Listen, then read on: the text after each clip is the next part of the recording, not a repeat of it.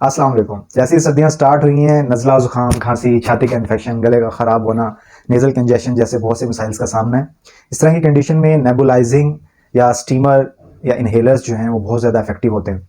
ये एक simple inhaler है जिसको घर पे भी इस्तेमाल किया जा सकता है। इसमें जस्ट वाटर ऐड करें, वेंटोलिन सोल्यूशन या कोई भी नेबुलाइजिंग मेडिसिन डॉक्टर की हदायत के मुताबिक ऐड करें और अपने बच्चों को, अपने आप को नेबुलाइज कर सकते हैं, जिससे आपको नेज़ल कंजेशंस, कॉमन कोल्ड्स और नज़ला ज़ुकाम से फौरी आराम मिलेगा। इसको स्टीमर के तौर पे भी यूज़ किया जा सकता है और इसको नेबुलाइज़र के तौर पे भी इस्तेमाल किया जा सकता है और फेशियल स्टीम के लिए भी यूज़ किया जा सकता है।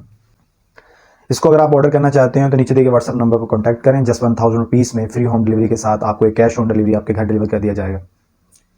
अपना और अपनों की सेहत का बहुत ज़्यादा ख्याल रखें। अल्लाह हाफ़िज़।